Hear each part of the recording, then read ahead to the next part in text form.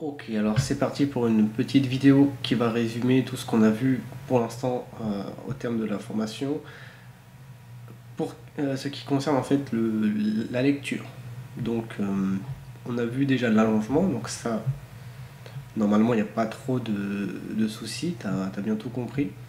Donc elle m'aide, voilà, bon, petit, euh, petit ajout ici, on retrouve le mot med dans le Coran. Alam tara ila rabbika kayfa madda dhil. Donc n'as-tu pas vu ton Seigneur comment il a étendu l'ombre. Donc madda quelque chose, madda adhil, c'est le fait d'étendre quelque chose. Ici l'ombre est adhil. Ok. Et donc qu'est-ce qu'on va étendre nous dans notre lecture et dans la langue arabe, eh bien, c'est les voyelles. Les voyelles, il y en a trois. Il y a le alif. On va zoomer ici pour mieux voir. Voilà. Nous avons pas le alif, mais la fatha qui est allongée avec le alif. On passe de A à A. Voilà, comme dans qala ici.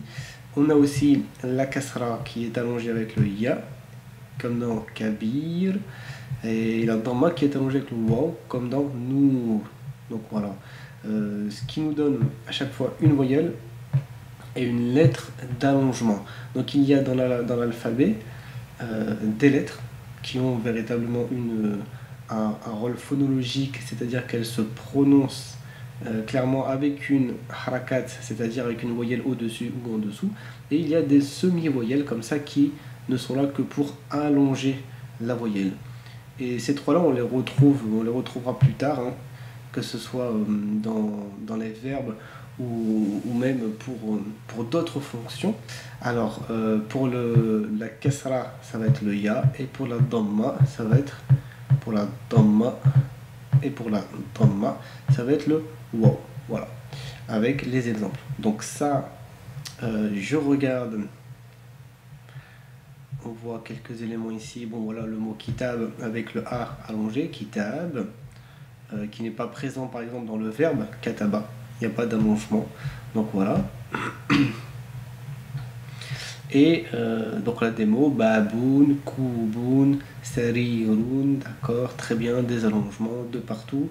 Et attention, donc ne pas confondre un allongement, donc là, la lettre, que ce soit le alif, que ce soit le ya ou que ce soit le waw, sont simplement des allongements de voyelles.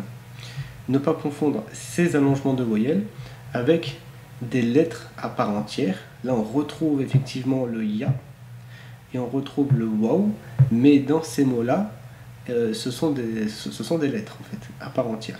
Alors comment on sait ici que c'est un cas de diphtongue et donc que la lettre qui est ici, le ya, est véritablement une lettre mais pas une lettre d'allongement? Eh bien si le ya avait été une lettre d'allongement, elle aurait servi à allonger quelle voyelle? Le i, la kasra. Et on aurait trouvé un i devant elle. Et donc on n'aurait pas prononcé beitun, on aurait prononcé bitun. Et donc là on a une prolongation, un allongement de la kasra par le ya. Étant donné que devant le ya, il n'y a pas une kasra, mais il y a un a, il y a une fatha, là ça crée une dissociation.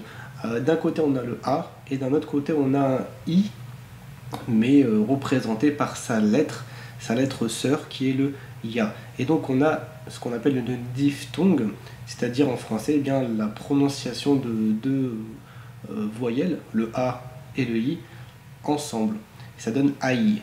Et donc on a le mot bait. Pareil pour juste en dessous, ici on a le waw qui est sakin, qui est sakina, donc il n'a pas de voyelle au-dessus. Ça aurait pu, elle aurait pu être une voyelle d'allongement si on avait eu un ou devant. Donc on aurait eu kulun. Donc là on a un allongement, mais on a une fatha, on a un a, et donc ça va donner la diphtongue aou, aou. Et donc le mot qaoul. Et donc ici on va dire que c'est une lettre entière avec un soukoun au-dessus. Voilà. Donc attention à ne pas faire à ne pas confondre les deux cas, le cas de l'allongement et le cas de la diphtongue. Il n'y a pas de diphtongue avec le alif sera toujours dans un cas d'allongement.